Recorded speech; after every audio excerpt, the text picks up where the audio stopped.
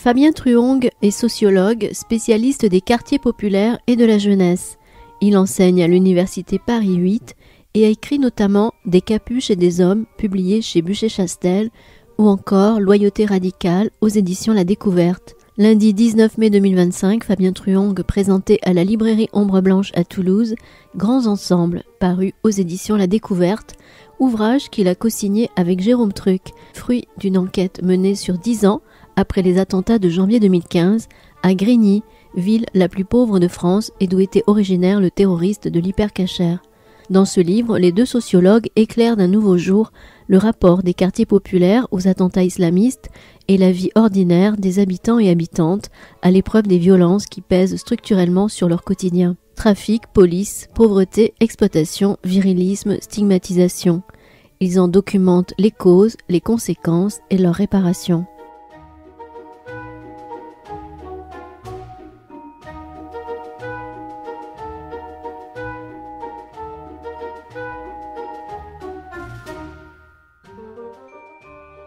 Bien, bonsoir à toutes et à tous. Nous sommes heureux de recevoir Fabien Truong, qui devait déjà venir il y a quelque temps, et la rencontre avait été reportée.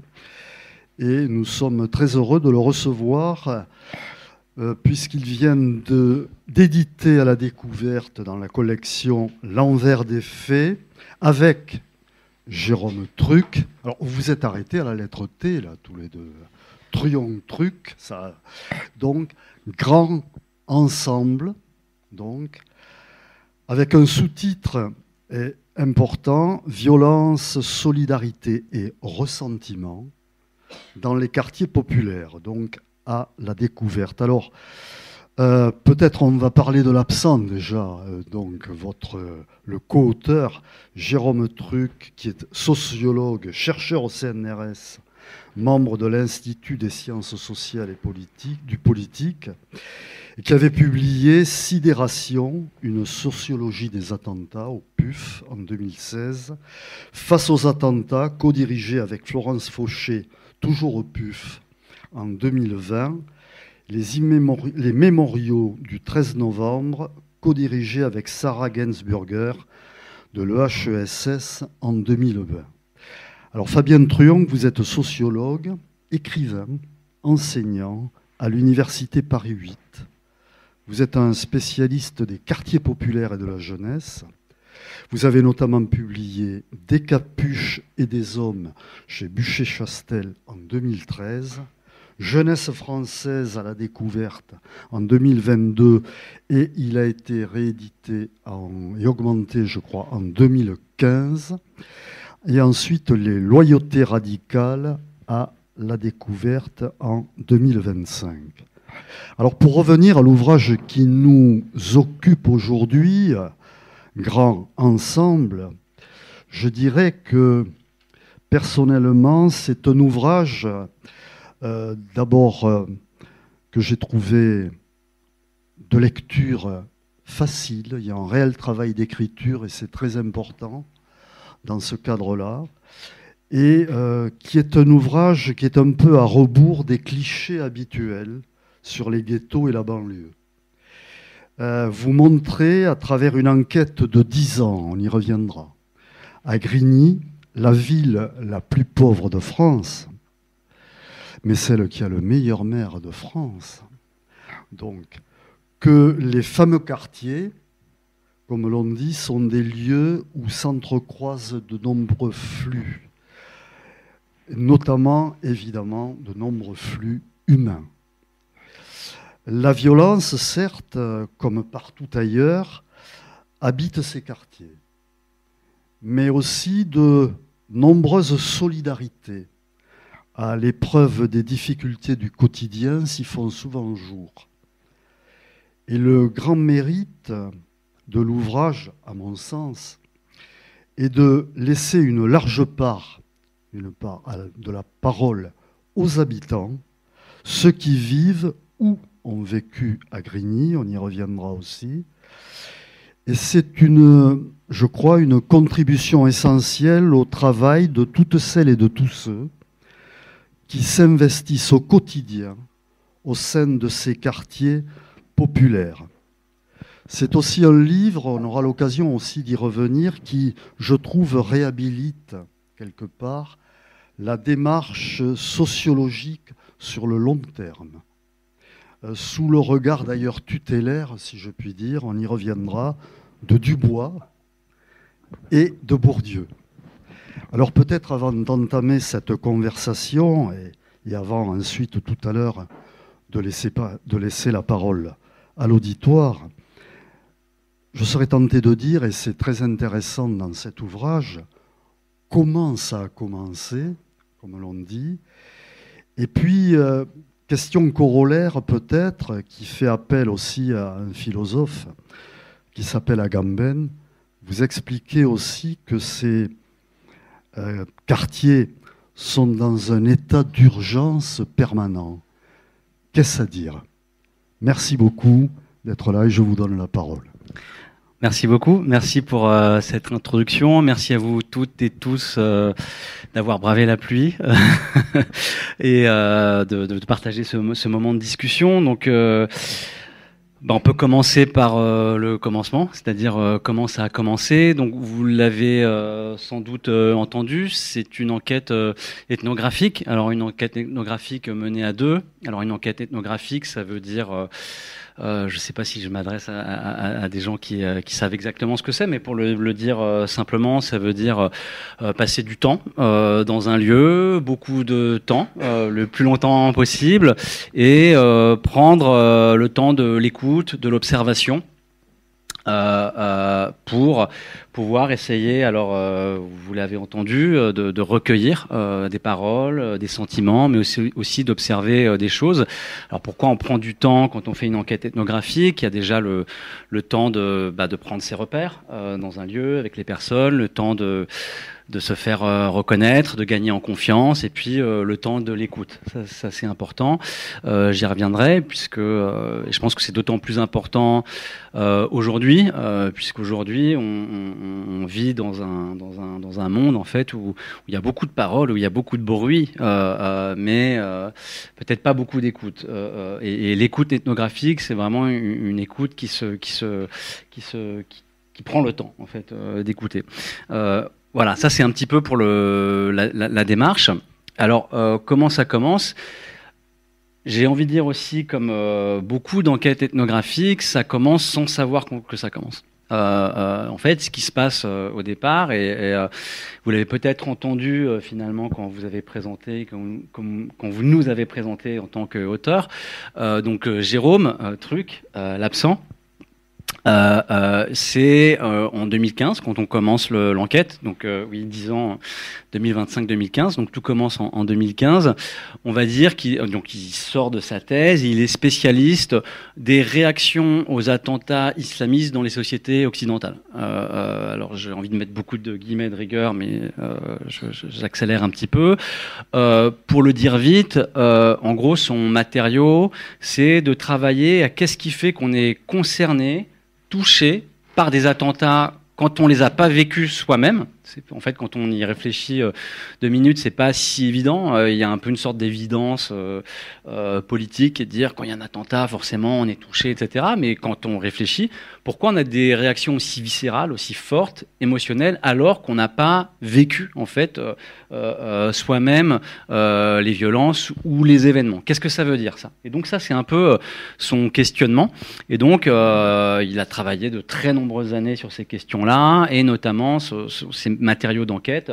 Après, on va rentrer dans la séquence 2015. Vous savez qu'en France, c'était une séquence compliquée, mais il a travaillé sur les attentats de Madrid, de Londres, de New York. Et son matériau, c'est en gros tous les messages que les gens écrivent, soit sur place, sur les monuments ou sur Internet, etc. Enfin, tout ce matériel, j'ai envie de dire, de réaction et d'émotion qu'on peut analyser sociologiquement. Et lui, c'est ce qu'il a fait. Donc, c'est un peu son expertise, entre guillemets, et ce qu'il connaît. Il se trouve par ailleurs qu'on se connaît, qu'on est amis.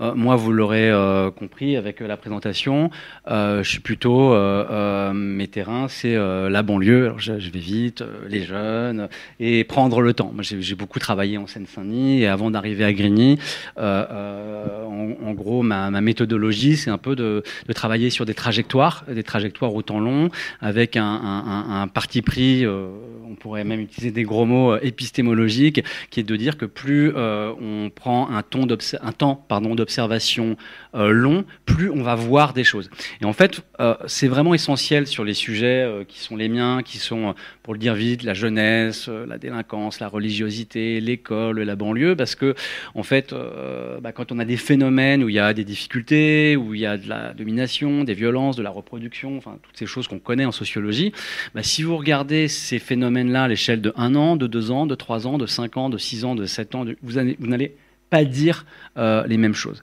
Et en fait, il existe tout un tas de transformations, mais elles prennent du temps. Donc en fait, il faut se donner un peu les moyens d'observer les choses.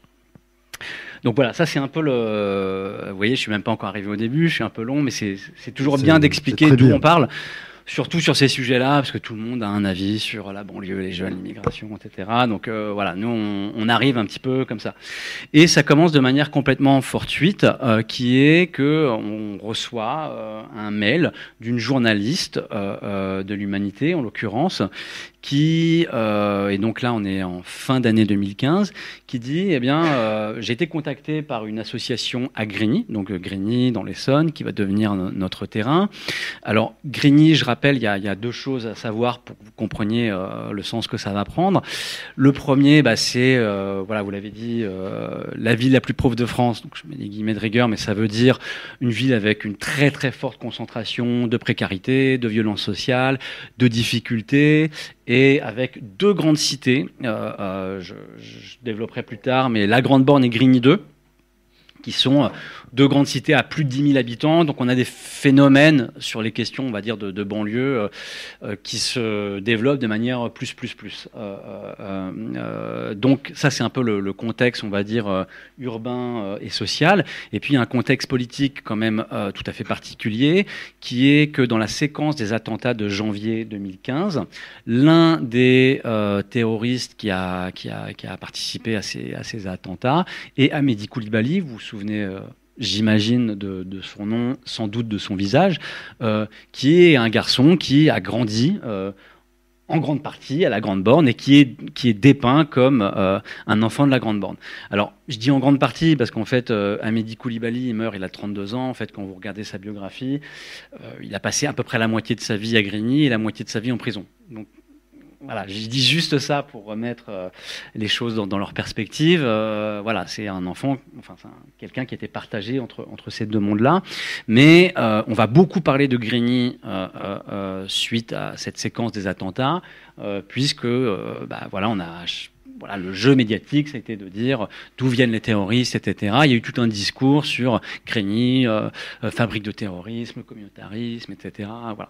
Et donc, dans ce contexte-là, qu'est-ce qui s'est passé en janvier 2015 de manière un petit peu organique, j'ai envie de dire, des habitants et des habitantes se sont montés en collectif et ont monté ce qu'ils ont appelé des murs de parole dans la ville pour que les habitants de la ville écrivent ce qu'ils avaient sur le cœur dans ce moment très très particulier pour eux, parce qu'on pourrait dire qu'il y avait une forme de pour utiliser le titre d'un des livres de Jérôme, sidération, presque une sidération au carré. La sidération, en fait, qu'on a tous eu à ce moment-là. Et puis le deuxième moment de se dire, quand le visage d'Amédi Coulibaly arrive, ah, mais en fait, c'est quelqu'un qu'on a croisé, c'est quelqu'un qu'on connaît.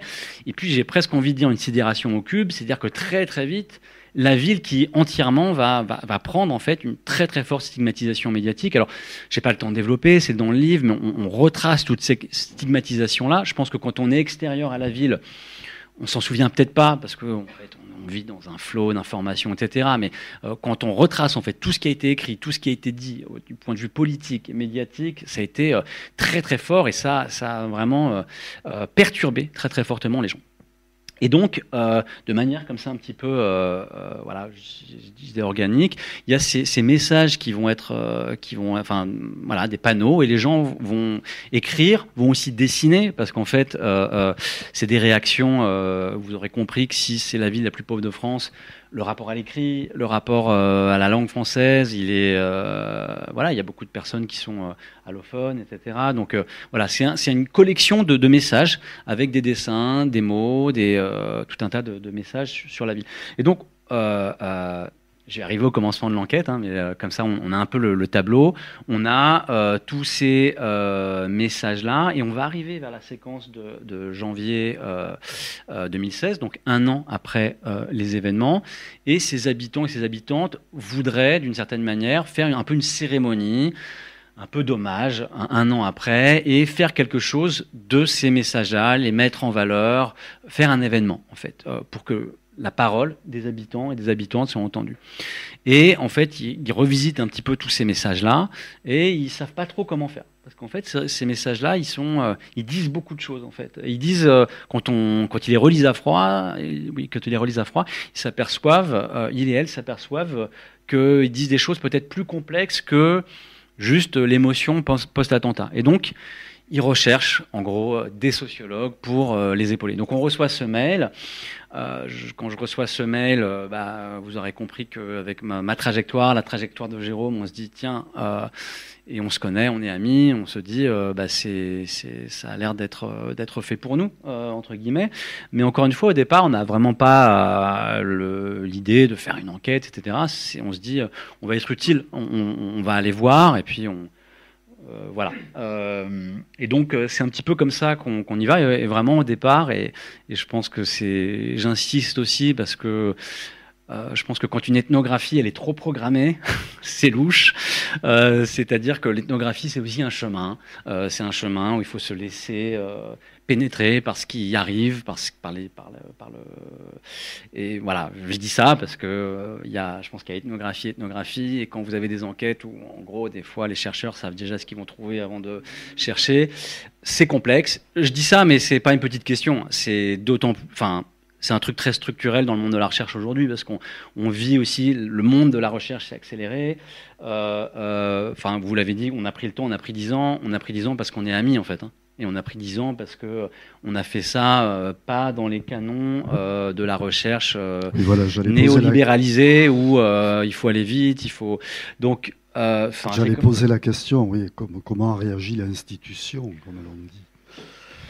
Elle vous a laissé faire. Oui, elle n'a pas réagi parce qu'elle s'en fiche de. Non, mais et je dis ça. Les sociologues. Non, mais c'est important. C'est-à-dire que nous, je pense qu'on a pu faire cette enquête justement parce que en fait, on est payé par l'État, parce que voilà, tous les deux, on n'est pas précaires, on a un poste. Donc après, c'est nos choix personnels, c'est-à-dire pendant qu'on fait ça, on fait pas autre chose et on fait ces choix-là parce qu'ils nous paraissent importantes. Mais c'est des choix qu'on peut faire parce que justement, il y a de la recherche publique et parce que. Mais bon, voilà, à la fois on fait des choix, mais à la fois, c'est important de le dire, ce temps-là, on peut le prendre parce que. En gros, on est en poste et on décide de le prendre. Mais c'est vrai que, ça correspond pas du tout, en fait, au canon, je dirais même de la recherche contemporaine. Et donc, ce qui fait aussi que, et ça c'est important de le dire, que ça existe, que ça dure, c'est que on est amis, donc ça aide. Et puis, un terrain de 10 ans, ça met aussi l'amitié à l'épreuve, parce que et puis ce qu'on va vivre là-bas aussi, c'est pas un terrain. Voilà, on aura l'occasion d'en parler. C'est un terrain qui est dur en fait, mais c'est un terrain aussi qui est très beau. Et je dis ça, vous voyez, j'essaye d'être rapide, mais de le dire de manière.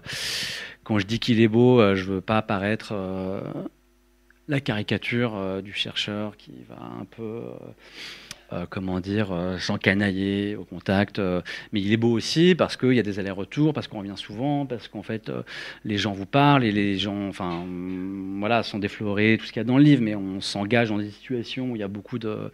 Ça va au-delà, en fait, d'une enquête, au sens où c'est des relations humaines, c'est des émotions, c'est beaucoup de choses. Donc voilà, il y a tout ça qui se tisse et qui fait que... Voilà. Mais je reviens sur qu'est-ce qui fait qu'à un moment donné on décide de s'engager. Il y a aussi parfois des signes en fait dans la vie. Enfin, il y a tout le temps des signes dans la vie en fait. C'est après est-ce qu'on est prêt par rapport à sa propre trajectoire biographique, à les saisir ou pas. Voilà. Et en fait, ce qui a été très marquant pour nous, c'est que le jour où avec Jérôme pour la première fois on va à Grigny pour rencontrer ce collectif. Donc on connaît pas du tout Grigny hein, au départ, on y va de manière, enfin on connaît comme des gens qui lisent la presse, quoi, parce qu'en fait c'est une ville qui est tellement stigmatisée qu'on en a entendu parler, mais en fait on connaît pas du tout. Et c'est le 13 novembre 2015, donc ça s'invente pas d'une certaine manière. Et donc on arrive le 13 novembre, on passe toute l'après-midi avec le collectif, on passe une après-midi qui est très très forte. On regarde les messages, on discute. C'est surtout un moment en fait les gens ont besoin de parler. Et là, on se rend compte aussi c'est important en fait le besoin de parler. Et quand on fait de l'ethnographie, c'est aussi ça, c'est aussi s'engager à écouter en fait des gens. Et donc là, on voit qu'il y a des choses voilà fortes qui se disent. On passe vraiment un après-midi très très fort qui est marquant. Évidemment. Les personnes que l'on rencontre nous parlent beaucoup de Hamedy Coulibaly de manière très rapide en fait. Et là, on entend des choses qui sont qu'on n'a pas entendues dans la presse, qu'on n'a pas, qui voilà tout de suite. Là, évidemment, on a nos oreilles de sociologues qui s'ouvrent grandes et puis voilà, on écoute. Et puis voilà, on rentre le soir chacun chez nous. Il se passe ce qui se passe, qui fait forcément un écho un peu fou en fait à cette journée, mais pour nous deux, pour les habitants aussi, parce qu'on a commencé à lancer plein de choses. Et puis voilà, bon, tout ça je l'explique dans le livre, mais personnellement, moi je perds un ami au Bataclan. Alors c'est important de le dire parce qu'en fait, pourquoi je dis ça, c'est je pense que là, on essaie d'expliquer pourquoi on s'engage en fait longtemps dans quelque chose. Voilà, moi, ça fait partie en fait de cette idée et vraiment, c'est aussi important parce qu'il y a tellement de raccourcis. On avait quand même un ministre à l'époque qui disait que essayer de comprendre, c'était excuser. Voilà, moi j'ai un très bon ami qui est mort, donc je ne cherche pas à excuser, mais je pense que comprendre, c'est ce qu'il faut faire par rapport au geste terroriste. Le geste terroriste, il vous pousse à être dans la sidération et justement à ne pas vouloir comprendre et à rentrer dans des catégorisations binaires, simplificatrices. Donc moi, ça déclenche vraiment un désir d'enquête à l'époque. Franchement, à l'époque, on ne sait pas du tout, on en prend pour 10 ans qu'on va faire ce livre-là. On se dit qu'on y retourne. Moi, je vais partir sur un autre volet de l'enquête qui a donné lieu à un autre livre dont je ne vais pas parler là, mais qui s'appelle Loyauté radicale, où, voilà, pour le dire un peu vite, c'est la question du terrorisme en fait qui va m'intéresser et le parcours de Hamedy Coulibaly. Donc, je vais rencontrer plein d'amis, plein de gens, mais qui vont se retrouver aussi dans ce livre-là. Enfin, toutes les enquêtes sont un peu emboîtées. Jérôme maintient le contact avec le collectif et je vais m'arrêter parce que je suis long, mais pour arriver au livre, en fait, on se rend compte assez vite que derrière ce moment un peu d'effervescence de la violence terroriste, etc., il y a plein d'autres violences qui se cachent, qu'on va appeler dans le livre les violences structurelles, et en fait qui sont déjà là dans les messages. C'est ça qui est un peu fou dans ces messages-là, et pour le coup qui tout de suite, et on comprend en fait pourquoi le collectif n'était pas très à l'aise, parce qu'en fait, le truc est hyper classique dans ces messages de concernement que Jérôme a l'habitude d'étudier, c'est voilà, en gros, des appels à la paix, des appels au respect, des connexions qu'on va faire avec sa vie personnelle entre l'événement, mais voilà, un concernement qui est de ce type-là, où on va parler en gros de l'événement, en quoi il fait écho en fait à votre vision du monde et à votre propre trajectoire, et les choses les plus courantes, c'est les appels à la paix, à la solidarité, au vivre ensemble, etc., etc. Ça y est, en fait, beaucoup dans les messages, donc j'ai envie de dire, c'est classique. C'est super important de dire que ça y est, hein, parce qu'en fait, on a vécu une séquence aussi entre 2015, 2016, etc., avec des journalistes, mais aussi des collègues, qui disaient les quartiers populaires ne sont pas assez solidaires, etc. Enfin, je ne sais pas si vous vous souvenez de cette ambiance-là. Là aussi, c'est pour ça qu'il faut toujours revenir, je suis un peu long, après j'essaierai d'être plus court, mais sur comment on travaille, comment on écrit, comment on pense les choses, parce que voilà, il y a eu beaucoup d'essais, en fait, de pseudo-enquêtes, j'ai envie de dire, qui ont été publiées très très vite dans ce moment-là, où les gens voulaient comprendre et avaient envie d'acheter des livres, sans doute, où il y avait cette idée de montrer, en fait, que les quartiers populaires étaient absents des séquences d'émotions. Franchement, quand vous relisez tout ce qui a été écrit et dit de cette manière-là, c'est, comment dire, notamment l'idée qu'on ne voyait pas assez les musulmans dans l'espace public, etc. Alors le truc, en général, on les voit trop. Hein. On demande à ce qu'on ne les voit pas, mais là, il fallait les voir. Compliqué. Et puis surtout, cet été, on va comptabiliser les personnes qui vont dans les manifs, etc. Ça, en fait, c'est vraiment de l'ethnocentrisme de classe. C'était vouloir voir des personnes, en fait, qu'on voit jamais, qu'on côtoie pas socialement, dans ses propres endroits où on cherche à se reconnaître et à s'inter-reconnaître. Pour vous donner un exemple, à Grigny, la mairie a affrété des bus pour aller dans cette grande manifestation dont on a beaucoup parlé à Paris. Les bus étaient pleins, en fait. Donc, les Grignois avaient envie les Grignoises avaient envie de témoigner leurs émotions. C'est compliqué en fait d'aller à Paris quand vous habitez à Grigny pour tout un tas de raisons. Les bus ont fait le plein. Donc déjà les gens qui ont voulu y aller, ils y sont allés.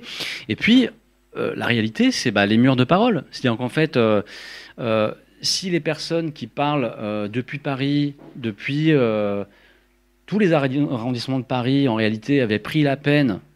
Et s'il faut prendre la peine de prendre le RER, de faire ce chemin, en fait, que d'ailleurs tous les Grignois et les Grignoises font pour travailler dans le centre de Paris, hein, pour travailler dans les hôpitaux, pour travailler dans tout ce qui est taxi. Enfin, on en reparlera, c'est la question des flux. Qu'est-ce qu'ils auraient vu? Ils auraient vu, dès après janvier, qu'il y avait plus de 300 messages, que les gens étaient émus, voilà, en fait, il fallait juste se déplacer. Bon, je dis ça, c'est pour que vous compreniez la démarche. Qu'est-ce que c'est que de faire une enquête, qu'est-ce que c'est que d'écouter en fait réellement et pas seulement de plaquer en gros des prénotions sur le monde social. En fait, tout ça, ça prend du temps. Et donc, je reviens et après j'arrête sur ces messages-là. Il y avait des trucs qui paraissent bizarres dans ces messages-là par rapport à l'émotion sur le vivre ensemble, la paix, qui sont dans ces mêmes messages-là, sur le moment de l'émotion, les gens vont parler des poubelles, vont parler des difficultés, vont parler de la stigmatisation qui pèse sur eux. Il y a beaucoup de messages. À Grigny, on n'est pas comme ça. Moi, j'habite à Grigny, j'élève mes enfants. Donc, il y a plein de messages qui ont l'air hors sujet, en fait, parce qu'ils ne portent pas sur les attentats, qui parle de stigmatisation, qui parle de précarisation, qui parle de violence sociale, en fait, qui parle de tout ce que nous, on va appeler les violences structurelles. Et on voit que la violence terroriste, en fait, elle est le révélateur, en fait, de toutes ces violences-là. On commence à se rendre compte, et plus on passe du temps dans la ville, plus on s'aperçoit à quel point elles sont puissantes, et plus on comprend, en fait, progressivement, qu'il va falloir prendre du temps, pour les caractériser, parce qu'en fait, les violences, entre guillemets, dans les quartiers populaires, elles sont caractérisées de manière permanente sous l'angle du fait divers. Un fait divers, ça existe, c'est pas quelque chose qui n'existe pas, mais en fait, quand on est dans le traitement d'un certain type de violence sous l'angle du fait divers, en fait, vous n'avez jamais le avant, vous n'avez jamais le après, vous avez juste l'explosion de la violence. C'est beaucoup plus intéressant de traiter de la violence, en tout cas d'un point de vue sociologique, mais même d'un point de vue politique, et je suis sûr aussi d'un point de vue médiatique, si on s'intéresse en gros à la généalogie des choses, à leurs conséquences, et puis à replacer des événements particulièrement violents voilà, dans un contexte. Donc ça, on se dit que de toute façon, il faut prendre le temps par rapport à ça, puis il faut prendre le temps de caractériser les choses, c'est-à-dire que certes, il y a des violences qui sont plus visibles que d'autres, d'autres qui sont beaucoup moins visibles, et il faut prendre un temps en fait pour pouvoir les entendre, les écouter, les violences de genre notamment, qui sont centrales dans le livre, mais aussi je dirais par exemple on a beaucoup parlé du rapport police-population dans les quartiers, mais ok, on peut avoir des images de type Naël, des bandes sonores du type 2005, Ziad Ebouna, etc. Donc des adolescents qui ont été tués, dont on a pu voir des traces en fait visibles à l'extérieur des quartiers. En fait, c'est ça qui fait que ça a changé le rapport à ces événements-là. Mais on est encore dans la fait diversification. Mais quand on s'intéresse aussi à ce que ça fait aux familles avant, après, quel est le rapport à la police, pourquoi la police, en fait, on a peur de la police dans les quartiers, etc. Mais qu'est-ce que ça fait, en fait, au quotidien, en fait, et pas seulement quand il y a ces explosions de violence. Ben, voilà, il nous a fallu, en gros, 10 ans. Voilà, c'était une longue réponse, mais après, je serai plus court. Vous prenez le temps que vous voulez.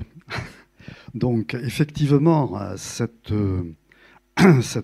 présentation, et qui, je dirais, apparaît dans l'ouvrage, puisque dans l'ouvrage, il y a une place importante, je le disais tout à l'heure, en présentation, aux, je dirais, échanges que vous avez eus avec les habitants. Et il est intéressant de lire les transcriptions et les retranscriptions. On aura l'occasion d'y venir. Alors, effectivement, s'il fallait caractériser, je dirais, Grigny, c'est-à-dire c'est à la fois un peu cette banlieue où vivent, et votre ouvrage le montre, je dirais ces personnes que l'on a valorisées au moment de la Covid et puis qu'on a laissé tomber aussitôt après, si je puis dire, hein, les soignants, les agents d'entretien, les livreurs, donc il y a toute cette population qui, je crois, est très, très, très importante.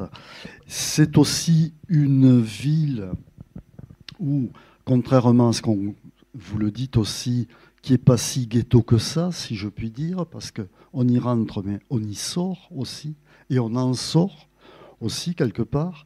Donc c'est une ville qui a, je dirais, le comportement d'une ville habituelle, et qui effectivement a été stigmatisée. C'est dit dans les textes que vous mettez en valeur. Hein.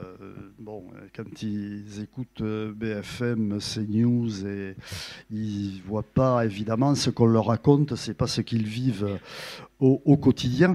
Et puis il y a tout un aspect sur, effectivement, qu'on ne saurait nier évidemment, et qui est général aussi dans les banlieues, sur la violence. Mais la violence, elle est à plusieurs échelles.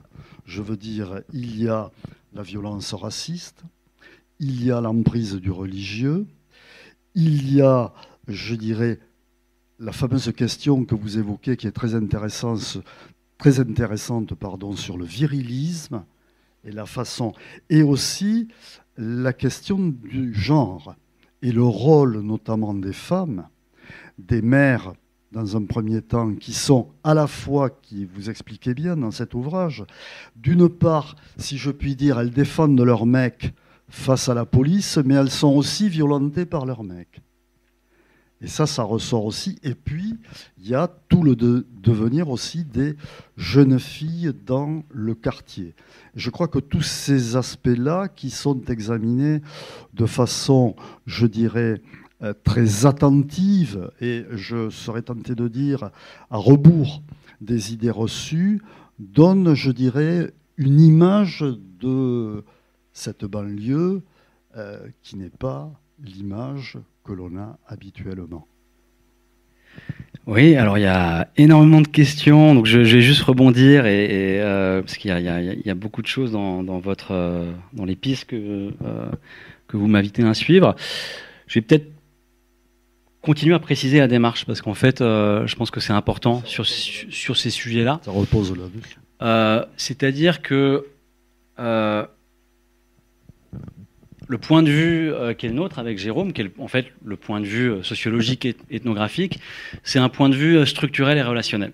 Ça, c'est important de le dire, c'est-à-dire que on pourrait croire, quand même en écoutant ce que vous dites, qu'il y aurait une culture spécifique des banlieues, des ghettos, des immigrés, de l'islam, du communautarisme, et qu'on vivrait en fait dans ces lieux-là, pour le dire très schématiquement, selon des normes et des valeurs différentes de la société française. Ça, c'est la soupe qu'on nous sert en permanence, qui est une soupe pseudo-culturaliste, en réalité racistes, altérisante, qui vise à dire que, en fait, dans les banlieues populaires, on a la menace, un contre-monde, le grand remplacement, des lieux qui seraient en fait déconnectés et hostiles à la société française. Bon, il y a aussi des collègues qui réfléchissent un peu comme ça. Je ne vais pas ni nommer, mais en fait, il faut regarder comment ces collègues ont travaillé ou pas travaillé. C'est vraiment une autre manière de voir les choses. Si on déplace le regard, vous voyez, sur 10 ans, et pour vous dire, je vais vous donner quelques indices, mais pour vous montrer que ce que je vous dis, c'est pas de l'idéologie, de manière très simple, et ça, c'est Grigny, en fait, c'est des phénomènes plus, parce qu'il y a une telle concentration, en fait, de pauvreté, de précarisation, c'est comme si on voyait les choses en un peu plus gros. Mais ce dont je vous parle, en fait, dans tous les quartiers populaires et dits, politiques de la ville, on observe les mêmes réalités statistiques, etc. À Grigny, entre le début de l'enquête et la fin de l'enquête, 2015-2025, la population a changé à plus de 50%, à quasiment 60%. D'accord ? Ça veut dire que, en fait, si on prend cette focale-là, en 10 ans, il y a plus de la moitié des gens, ils sont partis. Ils ont été remplacés. On parle de remplacement. Ils ont été remplacés par d'autres personnes. Ça veut dire, déjà, vous voyez, sur la question du rapport au lieu, ce sont des lieux qui sont hyper dynamiques, beaucoup plus dynamiques que plein d'autres lieux de l'espace social. Et vous prenez les lieux de l'espace social les plus désirés et les plus bourgeois, les gens ne partent pas. Et les gens mettent en place des situations justement immobilières, économiques, sociales pour rester dans l'entre-soi. Tout ça, c'est connu, c'est documenté. Je peux faire référence aux travaux des Pinson Charlot, par exemple, qui ont montré très bien. Donc, en fait, les lieux du communautarisme, les ghettos, c'est les lieux qui ne bougent pas et qui ont intérêt à ce que ne bouge pas, ce sont les lieux bourgeois. Les quartiers populaires, ils sont en fait hyper dynamiques de ce point de vue-là. Donc, et ça, on peut l'étayer. Et nous, en plus de la dimension statistique, puisqu'on suit des personnes pendant 10 ans, dans toutes les personnes, dans tous les personnages, et nous on parle de personnages dans le livre, c'est vraiment des personnages avec qui on grandit, et c'est très important en fait de voir comment les gens sont affectés dans le temps par tout un tas de situations. En ethnographie, vous ne faites que recueillir en fait la réalité statistique, quoi. En gros, dans toutes les personnes qu'on va suivre, il y a à peu près un tiers qui sont partis. Ouais, ils habitent plus à Grigny, mais nous on continue à les suivre. Vous voyez, c'est ça, on fait de l'ethnographie relationnelle. C'est pas parce que vous n'habitez plus à Grigny que parce qu'on a notre focale grignoise, vous ne nous intéressez plus. Justement, c'est hyper intéressant. Où est-ce que vous partez ? Où est-ce que vous déménagez, etc. Et donc, il y a un tiers des personnes à peu près qui restent, et puis un tiers des personnes qui continuent à arriver. Donc, la troisième dernière partie du livre, elle s'appelle Arriver, rester, partir. Et ça ces trois modes de vivre la ville, ça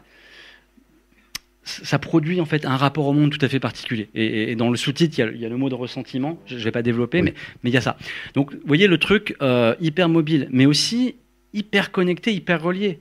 On dit tout le temps, c'est des lieux où on ne peut pas pénétrer, etc. Mais franchement, c'est n'importe quoi. Hein. C'est des lieux où vous ne pouvez pas pénétrer si vous arrivez d'une certaine manière. D'une manière obscène et prédatrice. Et ce qui est en fait le lot commun de l'arrivée journalistique en fait en réalité.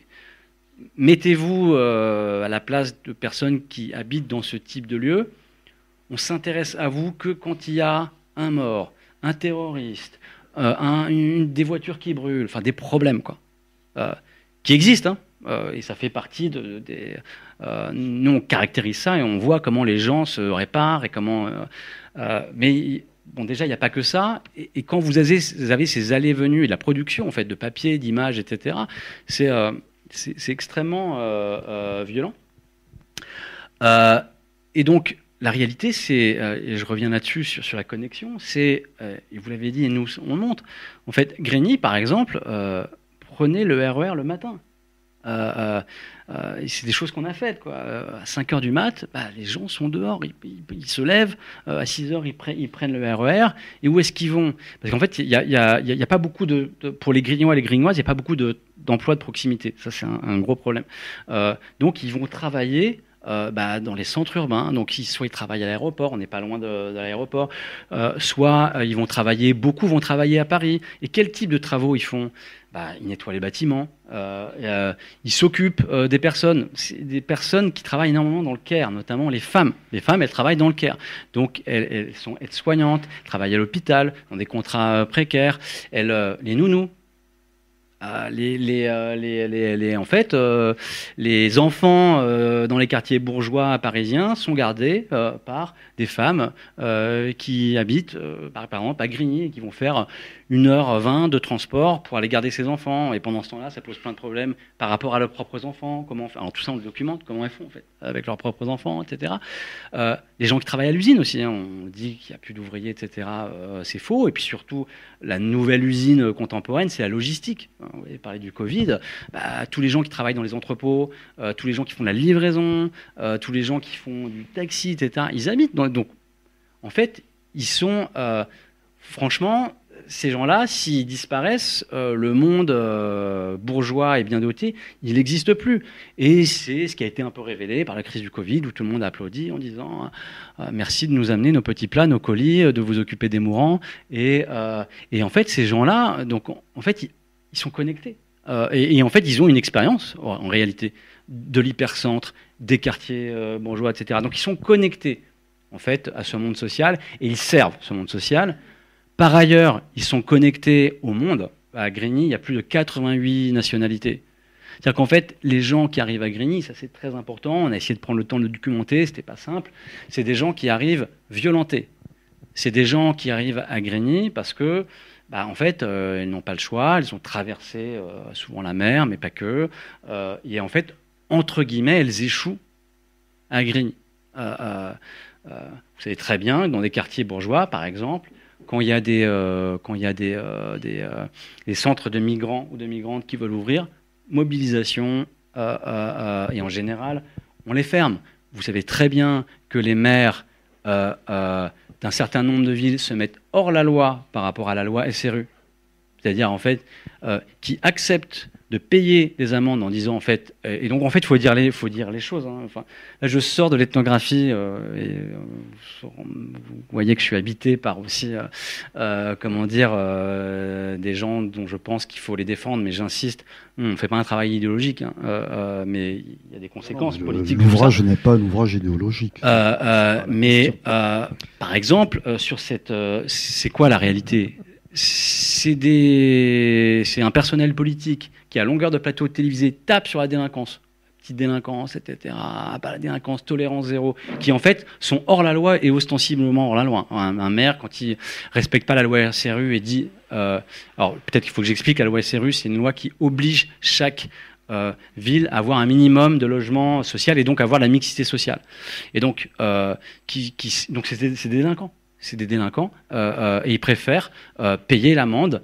Et ça veut dire quoi? Ça veut dire que des gens qui ne sont pas accueillis à Neuilly, à Levallois-Perret et dans d'autres villes, ils vont à Grigny. Et donc, en fait, les banlieues populaires, elles font aussi un travail d'accueil. Enfin, on vit quand même une séquence compliquée sur cette question-là. C'est les lieux de l'accueil. Ce sont des quartiers, des villes qui font le travail. C'est dit dans certains dialogues, d'ailleurs. Voilà, et qu'on stigmatise en plus, parce qu'elles font ce travail que les autres ne veulent pas faire. Donc, vous voyez, donc penser relationnellement, entre guillemets, c'est voir ça, et puis il faut aller aussi plus loin. Pourquoi Grigny, c'est un haut lieu du trafic de drogue? On n'est pas là à ne pas parler des choses... trafic de drogue, on le voit, on le connaît bien. Deal, voilà, plus de 30 fours. Les fours, c'est des lieux de vente à Grigny. Pourquoi? Parlons morphologie. Il y a la 6, la ville est coupée en deux. Vous avez deux quartiers, Grigny 2, la Grande Borne. Vous pouvez arriver directement de Paris dans les deux quartiers. Et en fait, l'économie de la drogue, c'est aussi une économie relationnelle. C'est-à-dire que l'argent du trafic de drogue, qui est important, c'est très important, l'argent qui affluent dans la ville grâce à cette économie. c'est la deuxième source de financement. Enfin, on essaie de l'évaluer, évidemment, on n'a pas tous les chiffres et tout, mais on peut penser que c'est quasiment la deuxième source de financement, en fait, d'argent par rapport, enfin, à la population. Donc, c'est hyper important, en fait, la question du travail. Et ce qui rend les choses complexes aussi. C'est-à-dire qu'il ne suffit pas juste de dire il ne faut pas. C'est-à-dire, quand le frigo il est vide, il ne faut pas, mais oui, il y a ces tentations-là. Il y a possibilité de faire un billet à 30 euros, à 50 euros, à 200 euros, à 300 euros, selon les postes que vous allez occuper. Sauf que, enfin, ce qu'il faut rappeler aussi, c'est qu'il y a une économie relationnelle. Les consommateurs et les consommatrices, ils viennent de Paris. C'est des gens qui ont de l'argent. La drogue principale qui est vendue à Grigny, c'est cannabis, cocaïne. Ça a changé après le Covid. Il y a le crack qui est arrivé, mais ça c'est nouveau. Le crack, c'est la drogue du pauvre. Donc là, ça amène encore une autre population. Mais ça, en fait, c'est relativement nouveau. Mais c'est quand même une économie relationnelle. Et d'ailleurs, j'en veux pour preuve, quand il y a eu la crise du Covid, qu'est-ce qui s'est transformé? Les dealers, en fait, sont devenus mobiles. Et c'était la création de ce qu'on appelle les Uber Sheets. Donc, en fait, les dealers sont des travailleurs essentiels pour les bourgeois. Hein. Et donc, la réalité, elle est relationnelle. Donc, voilà, je ne sais pas si j'ai complètement répondu à la question, mais c'était pour préciser la perspective. Et là, du coup, je fais des grandes phrases un petit peu sociologiques et méta, mais tout ça, on essaye de le montrer aussi en partageant la vie des gens, en montrant comment les gens sont affectés par toutes ces questions, comment ils changent, et en leur donnant, ça c'est très important pour nous, la parole. Donc en fait, c'est aussi un livre où vous pouvez entendre, où vous pouvez écouter ces paroles-là, et vous voyez aussi comment nous, on recueille ces paroles-là. Parce que vous voyez, c'est pas simple aussi de... La plupart des gens qui parlent de banlieue, d'islam, de quartier, d'immigration, en fait, ils font croire sur les plateaux de télé qu'ils parlent de ces objets. En fait, ils parlent d'eux-mêmes. Ils parlent de leurs propres angoisses, ils parlent de leur insécurité, en réalité. Parce qu'en fait, c'est très peu documenté. Nous, on essaye de montrer, en fait, comment on recueille une parole, comment on observe telle ou telle scène. Et en fait, c'est ça aussi l'ethnographie, c'est-à-dire, après... Et c'est là aussi, j'insiste, qu'on n'est pas dans l'idéologie, libre aux lecteurs, aux lectrices, de se dire, voilà, les choses ont été recueillies de cette manière-là, peut-être qu'elles auraient pu être faites de manière différente, et on laisse ce chemin-là, on laisse cette liberté dans la lecture. D'ailleurs, c'est le grand mérite du livre, de laisser la parole, si je puis dire. Et il n'y a pas que la parole, il y a du dessin. Oui, il y a des dessins. Et justement, je voulais vous interroger sur, vous reproduisez toute une série de dessins d'enfants sur la façon dont ils perçoivent Grigny. Oui, alors peut-être vous pouvez montrer d'ailleurs, oui. au milieu du livre, il y a... Ils ne vont pas voir grand-chose, mais... Il y a des cartes en couleur qui sont reproduites et j'en profite pour remercier la maison d'édition à Découverte qui a consenti à faire ce geste d'avoir de la couleur. La façon dont les enfants, ce qui est intéressant... À travers ces dessins, et vous allez expliciter davantage mieux que moi, c'est la façon dont les enfants... C'est au milieu le carnet central. Ouais, je suis en train de foutre les pages en l'air. C'est la façon dont les enfants se représentent leur ville et aussi les marges de la ville. C'est ça qui est intéressant aussi. Et donc, est-ce que vous pouvez nous en dire quelques mots ? Oui, alors c'est une carte de géographie subjective. Alors la géographie subjective, c'est vous demandez à des enfants de dessiner la manière dont ils perçoivent la ville, mais l'idée c'est pas de faire une représentation comme il faut, vous voyez, avec les échelles, etc. C'est en gros ce qui est représenté et ce qui est gros, c'est ce qui importe. Et où il y a de la couleur, ou voilà, et ce qui est absent ou petit, ça veut dire que ça ne compte pas beaucoup. Donc on a des espèces de dessins un peu disproportionnés, mais ça permet, vous voyez, parce que c'est pour ça que je vous disais la question du temps long, comment on fait aussi pour recueillir cette parole enfantine qui est hyper importante, parce qu'en fait, c'est là qu'on voit qu'il y a des choses qui s'ancrent très très tôt en fait dans la mémoire, dans les affects, dans ce qu'on appelle en sociologie les dispositions, et qui en fait existent à l'âge de l'enfance. Et en fait, quand vous discutez, enfin, bon, je vais pas développer, mais quand on fait des enquêtes avec des enfants, il y a plein de protocoles, c'est pas si simple, mais le dessin, en tout cas, ça permet de capter un certain nombre de choses, et donc là, on voit des choses assez incroyables. Alors, il y a beaucoup de choses, mais juste pour vous donner une idée, et vous montrer aussi à quel point ça peut aller à l'encontre de certains discours, j'ai envie de dire, dominants. Les deux, et pour les enfants, alors là je parle d'enfants d'école élémentaire, parce qu'en fait, selon l'âge, on a des dessins différents aussi. Par exemple, les 2 points les plus gros, les plus importants, les plus chaleureux, c'est l'école et le parc. D'accord ? C'est-à-dire qu'en fait, pour les enfants, l'endroit où on est en sécurité, l'endroit où on se sent bien, c'est l'école et le parc. Ça dit plein de choses, qu'on entend toujours les trucs sur l'école, les classes populaires, mais c'est aussi des choses très matérielles. L'école, c'est le lieu où les enfants qui ont l'âge d'aller à l'école élémentaire, c'est déjà le lieu où on va avoir un petit déjeuner. Dans une ville comme Grigny, le maire, et a raison, après le Covid, ils ont compris en fait qu'il y avait un vrai problème avec le petit déjeuner, c'est qu'il y avait beaucoup trop de gamins en fait qui arrivent à l'école de Ventreville. Donc on ne peut pas apprendre quand on a faim.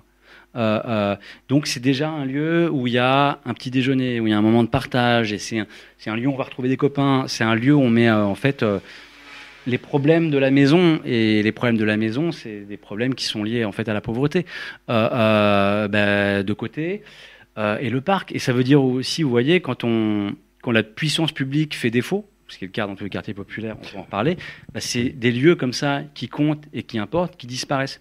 2-3 petites autres choses, parce qu'il faut vraiment naviguer dans cette carte, elle est très belle aussi, elle permet de voir les choses. Il y a une carte alternative qui est faite en rose, où les enfants décrivent le Grigny du futur, le Grigny rêvé. Qu'est-ce qui serait... Et là, ça montre des choses très importantes. Par exemple, les enfants, ils décident un hôtel pour SDF où tout le monde pourrait venir manger. Ça veut dire quoi ? Ça veut dire que quand vous êtes un enfant et que vous grandissez à Grigny, en fait, à 10 ou 11 ans, vous savez qu'il y a des gens qui ont faim, vous savez qu'il y a des gens qui dorment dehors, et c'est un truc dont vous avez une conscience très très forte. Et dans d'autres espaces sociaux, vous n'en avez pas conscience parce que c'est pas votre quotidien. Et puis, il y a beaucoup de choses comme ça, mais il y a aussi un élément, et ça c'est vraiment central. Vous avez parlé de la présence tutélaire de Webb Dubois, qui est un sociologue états-unien, qui parle de conscience dédoublée. Alors, juste pour expliquer en 2 mots, la conscience dédoublée. Oui, j'allais vous poser la question de toute façon. Donc, ça tombe bien. La conscience dédoublée, c'est quoi ? C'est cette idée. Alors, Webb Dubois, il est écrit dans un tout autre contexte que le nôtre, dans le contexte des États-Unis, la fin du 19e, du début du 20e, et c'est un des premiers sociologues noirs qui travaille de manière légitime en tant que sociologue. Et en fait, évidemment, il base sur son expérience personnelle, mais pas que. C'est quelqu'un qui fait beaucoup d'enquêtes. Et il dit, finalement, c'est quoi la condition d'un noir aux États-Unis ? C'est d'avoir une conscience dédoublée, c'est-à-dire, vous savez, en tant que noir, que votre vie est en permanence mise en spectacle. En fait, on parle de vous en permanence, en mal. Et en fait, quand vous rencontrez une personne que vous ne connaissez pas, cette personne, elle a déjà une image à votre propos, elle est déjà affectée par tout un tas de représentations, et donc ce qui pourrait paraître entre guillemets normal, c'est-à-dire vous rencontrez quelqu'un que vous ne connaissez pas et c'est un inconnu, et on apprend à se connaître, ça n'existe pas quand vous êtes noir aux États-Unis dans ce contexte-là, parce que vous êtes noir, et donc ça vous oblige à raisonner de manière un peu au carré. C'est-à-dire, mais qu'est-ce que pense la personne de moi, et qu'est-ce que je vais penser de ce qu'elle pense ? Et en fait, c'est un cercle sans fin. Et vous avez ce rapport, en fait, à vous-même. Dans les quartiers populaires en France, c'est exactement ce qui se passe. Ce qui lie les personnes des quartiers populaires, c'est pas la religion. On pourrait en parler. Il y a plein de religions différentes. L'islam des parents, des enfants, etc. C'est pas la même. Donc en fait, il y a pas genre l'islam, ça n'existe pas de manière ça veut rien dire. Ça veut vraiment. Enfin, faut savoir, dans les quartiers populaires, il y a plein de personnes qui sont musulmanes et qui se prennent la tête sur l'islam, quoi. C'est normal. La religion, c'est une question de croyance, c'est une question de lecture. Donc il n'y a pas genre l'islam des banlieues, ça n'existe pas. C'est pas non plus une nationalité, puisque vous aurez compris que dans ce flux permanent, en fait, les personnes sont remplacées. La question du remplacement, elle existe vraiment. En fait, il y a de nombreuses nationalités. Oui, voilà. Donc, par exemple, on monte sur l'échelle de 10 ans, c'est-à-dire que, en fait, à Grigny, dans les années 80, c'était beaucoup, en gros, de personnes du Maghreb. Et en fait, c'était quand les deux cités ont été construites dans les années 70. Il y avait beaucoup de blancs, entre guillemets, mais en fait qui étaient d'origine italienne, portugaise, espagnole, souvent. Il y avait quand même un rapport à l'immigration. Mais si vous voyez des images du Grigny des années 70, c'est très très blanc. Dans les années 80, c'est très maghrébin. Aujourd'hui, le pays le plus représenté, c'est le Mali. Et puis, quand vous discutez avec les Maliens, ils disent oh, maintenant, c'est les Turcs, quoi. Et c'est vrai qu'il y a un quartier qu'on appelle la petite Turquie maintenant. Mais en fait, ça dit des choses, en fait, des mouvements du monde, des mouvements de. Et donc, je reviens sur ma carte et après, je vais vous dire une chose. Sur la carte, les enfants, en fait, on leur a rien demandé. Hein, ils dessinent une énorme télé. Une énorme télé, presque aussi grande que leur quartier, à côté de la ville. Et dans cette grande télé, il n'y a que des faits divers, du sang, etc. Et ils disent arrêtez de parler de nous comme ça. Ça veut dire, en fait, un gamin de 10 ans, 11 ans, il sait en fait que c'est un objet politique. Il sait qu'il est politisé, il sait qu'il est représenté, et ça, c'est la conscience dédoublée. Et en fait, c'est ce qui réunit tous les Grignois et les Grignois, c'est on parle de nous en permanence, en mal. Ça produit un ressentiment terrible. Ça produit des affects négatifs, hein, mais qui relient les gens entre eux.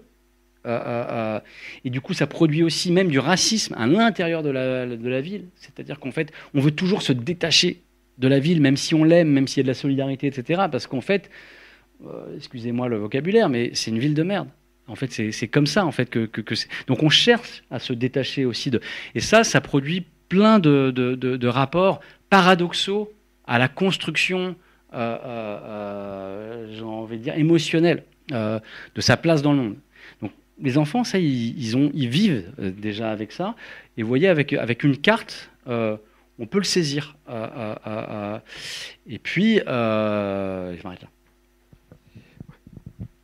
Pierre, avant de passer peut-être la parole à l'auditoire, je voulais dire qu'effectivement, cet ouvrage, d'une part, là vous venez de le montrer, je dirais, rebat la question ce qu'on appelle le communautarisme, montre aussi, parce qu'on n'a pas eu le temps de s'y attarder, mais c'est important dans le livre, toutes les notions de solidarité qui se créent dans ce quartier à travers des savoir-faire, d'une part, à travers des liens de dépendance qui se créent aussi.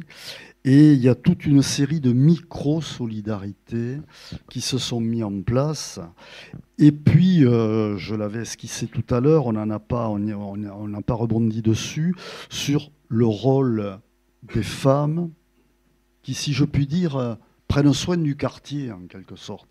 Et prennent soin des quartiers par rapport au trafic, par rapport aux peurs qui sont générées par la violence. Et je crois que c'est quelque chose qui est très bien montré à travers l'analyse que vous en faites d'une part, mais aussi les dialogues. Ça transparaît à travers tous les témoignages qu'on peut lire et qui sont très importants et sur lesquels vous voulez, un peu comme la durée de votre enquête, vous prenez le temps de laisser dérouler la parole, et ça, c'est très important.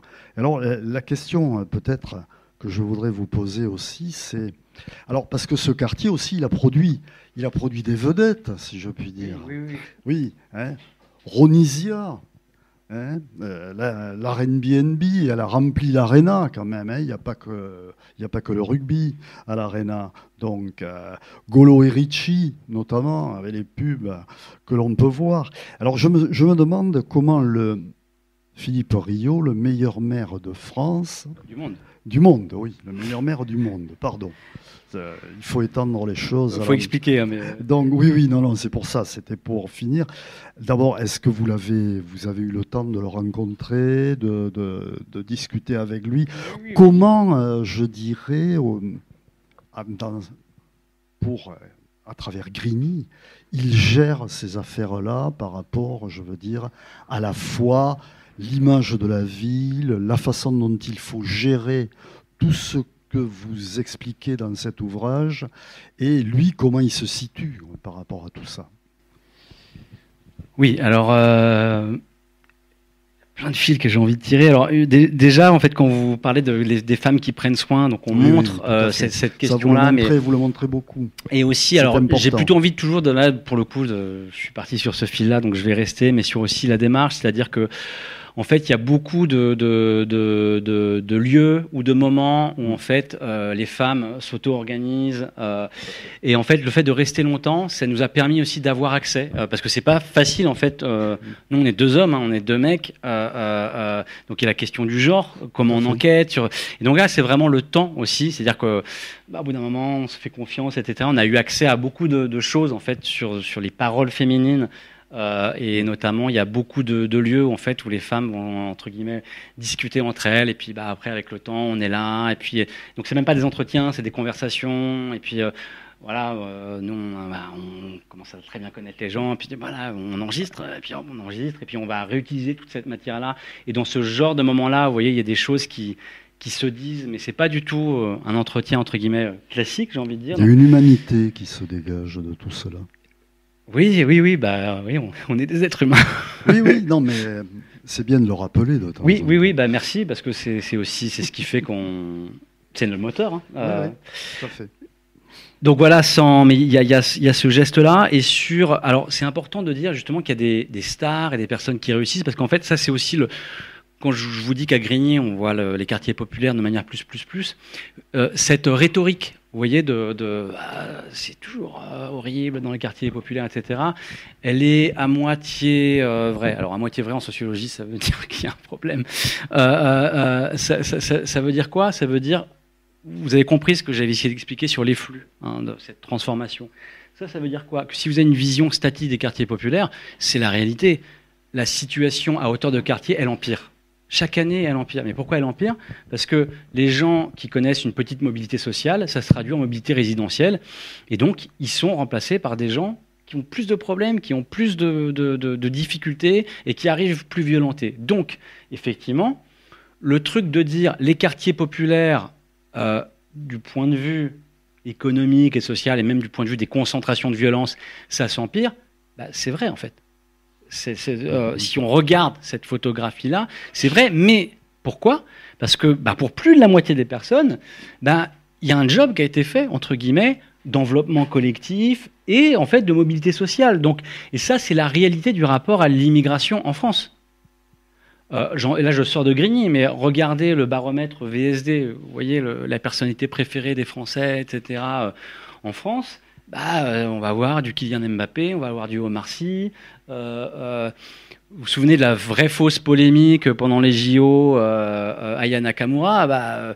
Ok, mais c'est quoi? Pourquoi je dis vraie fausse polémique? En fait, c'est des personnes qui mobilisent l'espace médiatique, qui en gros ne viennent pas de quartier, sont blancs, n'écoutent pas ce genre de musique, et d'un seul coup ont de la place, on leur donne de la place pour le dire à quel point c'est illégitime que ce soit cette personne qui représente la France.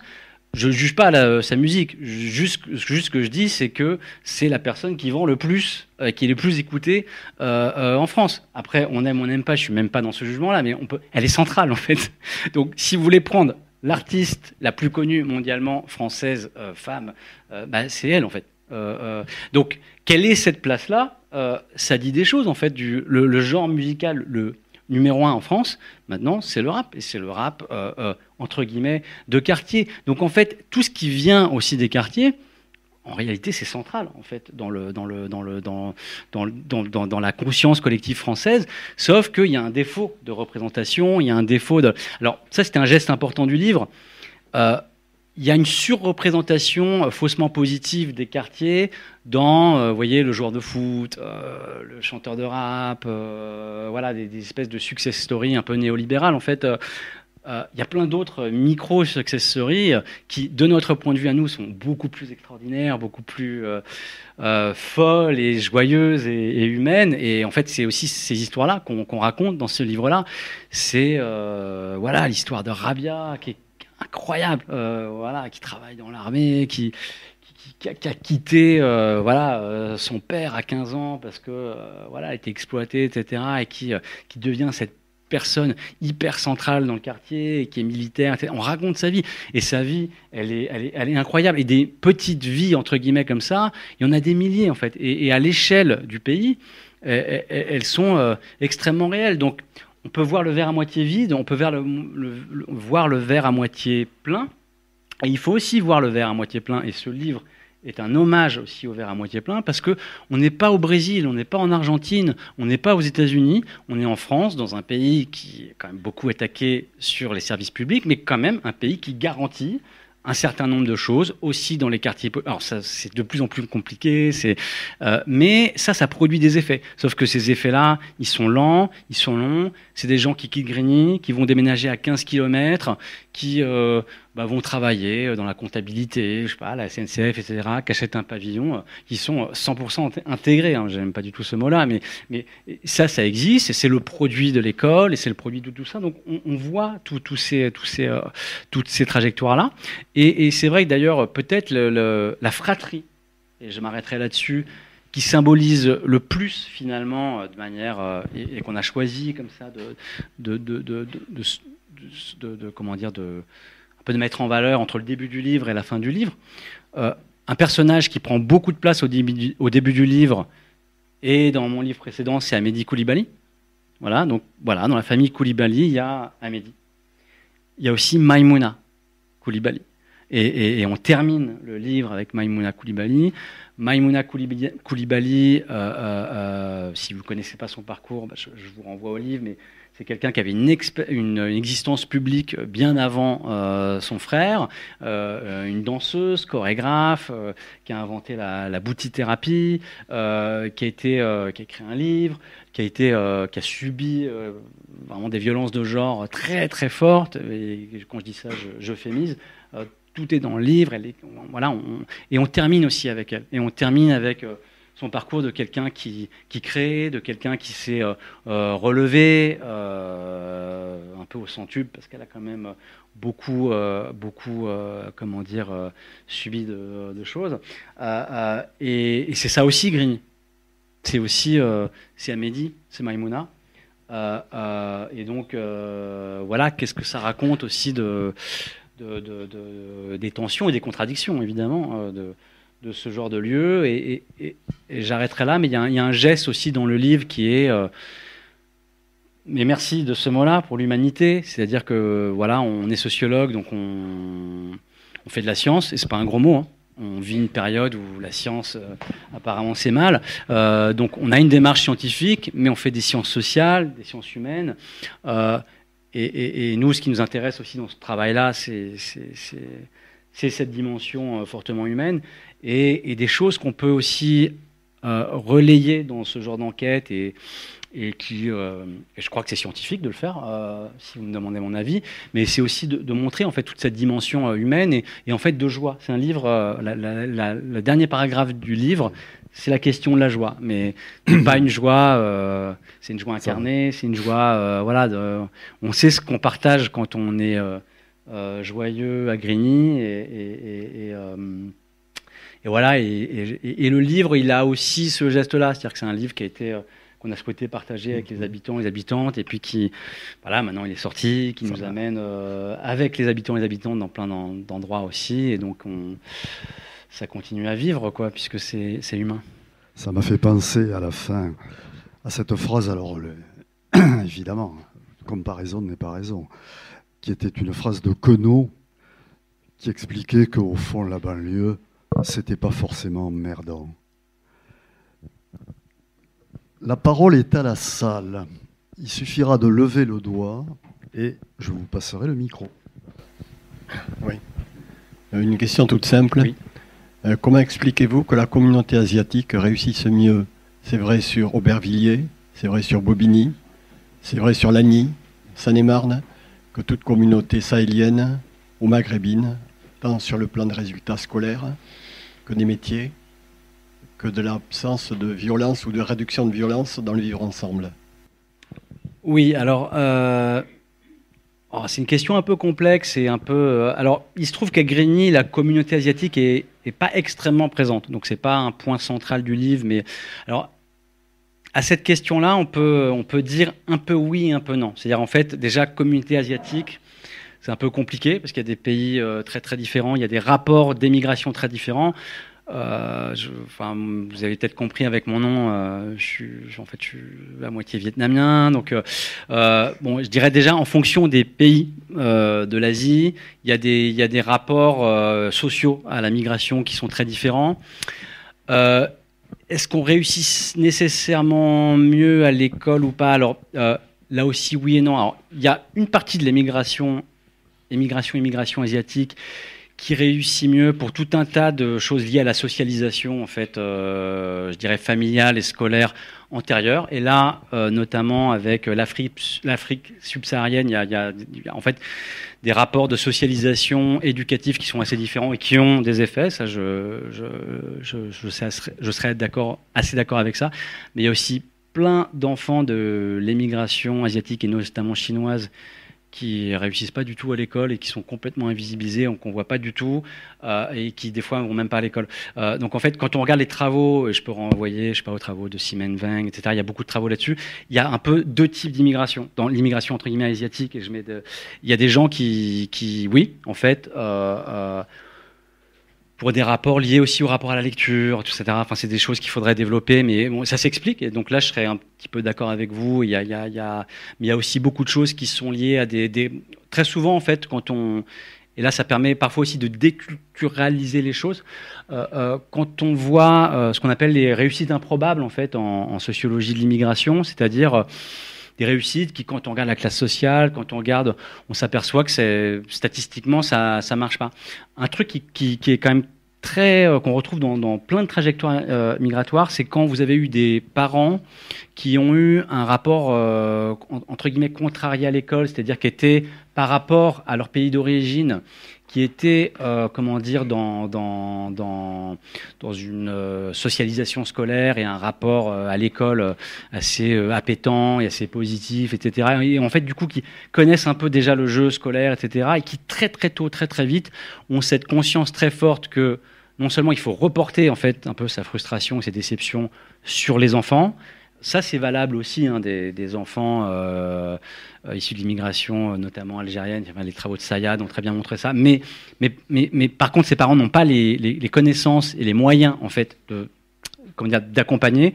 Ce qui n'est pas le cas dans un certain nombre d'autres trajectoires migratoires où il y a eu un rapport à l'école. Et j'aurais tendance à penser, pour des raisons qui sont, à mon avis, plus sociales que culturelles, dans un certain nombre des migrations asiatiques, on va dire, ce facteur-là est très très important. Et puis il y a aussi le rapport à l'individualité au logement qui est assez différent, qui fait que effectivement les enfants sont entre guillemets un peu plus tenus et retenus dans le logement. Mais j'aurais aussi envie de dire, il y a des choses qui sont complètement démographiques, c'est le fait d'avoir, il y a des natalités différentielles. Ça s'explique aussi pour des raisons presque géopolitiques, où en fait c'est beaucoup plus facile pour des enfants ce qu'on appelle le malthusianisme stratégique, et qui est assez social aussi, et qui peut être un peu culturel. C'est que quand on a moins d'enfants, c'est aussi plus facile d'investir plus. Donc, un petit peu oui, un petit peu non, mais voilà, il y a des choses qui peuvent s'expliquer. Mais c'est vrai, il faut le dire aussi, parce qu'on entend très souvent cette idée-là, il y a quand même beaucoup d'enfants issus de l'immigration chinoise qui sont complètement absents des radars institutionnels, scolaires, enfin, et puis qui travaillent en fait et qu'on voit pas, et qui s'absentent assez tôt, dès l'âge légal, on les voit plus.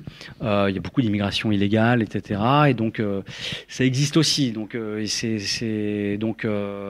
ça nécessiterait une plus grande enquête. Et voilà, il y a des enquêtes qui sont en train d'être menées, mais c'est pas des terrains très faciles à aborder. Donc vous lancez une invitation généreuse à plein de collègues. Une autre question ici. Merci. Oui, alors je voudrais d'abord commencer par exprimer un regret. Je sors d'un séminaire de philosophie constitutionnelle. J'aurais plein de liens à faire avec ça, parce que pour moi, la sociologie, c'est aussi une affaire constitutionnelle. Mais je dois aller à l'essentiel et je souhaiterais soulever un paradoxe. Oui. Alors effectivement, la rhétorique du grand remplacement, il y a quand même un critère de la perversion intellectuelle qui semble rempli. Parce que quand vous dites que les banlieues, c'est un lieu socialement très dynamique et que justement, il y a... bref, c'est pas forcément... uniquement avoir une vision sécuritaire d'endroits où il y a quand même des gens qui vivent, en plus, comme vous l'avez dit, à travers quand même des politiques de mixité sociale. Donc, je veux dire, c'est quand même au moins intellectuellement pervers de dire ça. Par contre, il y a quand même une réalité, page 165, vous l'avez dites, bon voilà, il y a quand même une réalité qui est violente dans les banlieues. Et en réalité, moi, je voulais en déboucher sur une question qui est de nature constitutionnelle, ou plutôt, je prends l'objet constitutionnel à l'envers. C'est-à-dire que vous parlez quand même du fait qu'il y a des codes du quartier. Dans les 5 pages que j'ai lues rapidement, je suis désolé. L'idée, c'est que voilà,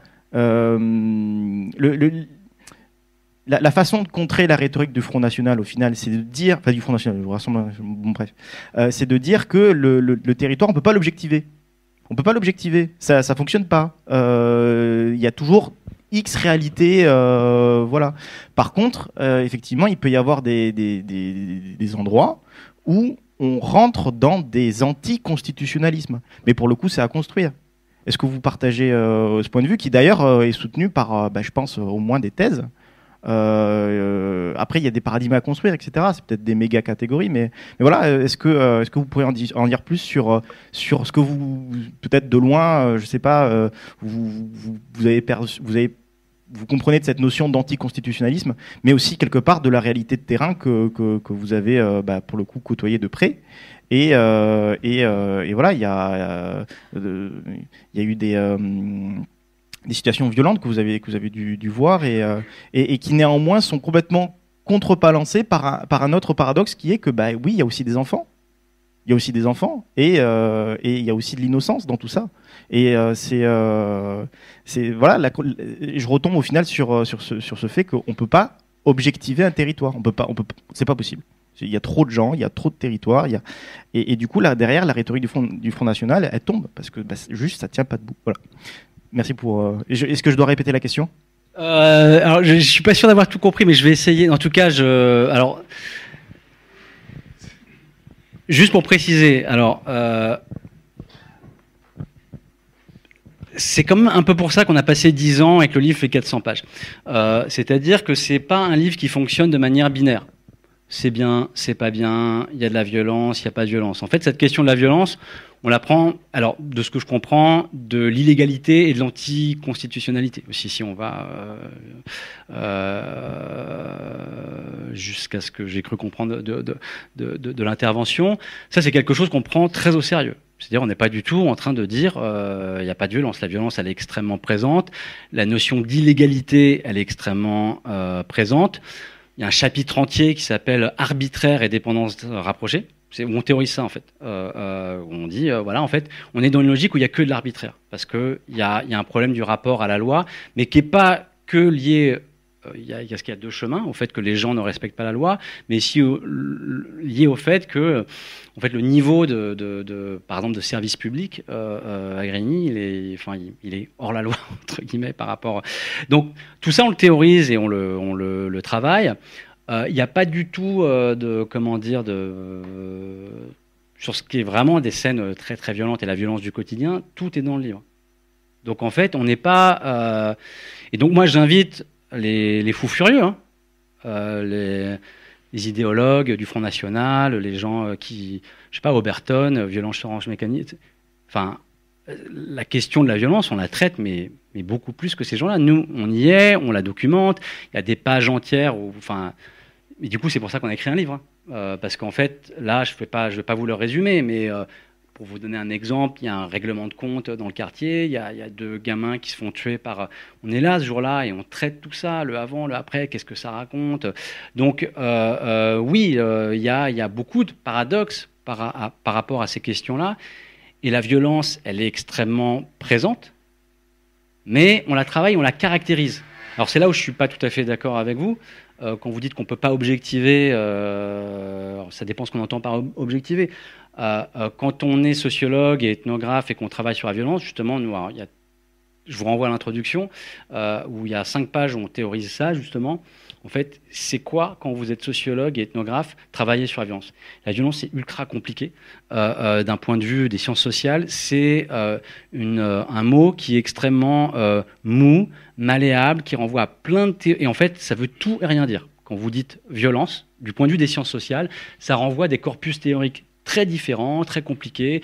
Parfois, c'est physique, parfois, c'est de la représentation. Parfois, Bourdieu, un de ses concepts les plus importants, c'est la violence symbolique. C'est l'idée, en fait, que les dominés se vivent à travers le schème des représentations des dominants et se font mal eux-mêmes et dans leur propre... Donc, c'est compliqué. Et donc, c'est pour ça que nous, on théorise ça. On passe par la notion de violence structurelle qu'on explique, qu'on emprunte à un anthropologue qui s'appelle Bourgois, etc. Mais par contre, nous, ce qu'on peut faire et ce qu'on sait faire, justement, c'est objectiver, c'est-à-dire caractériser. De quoi on parle?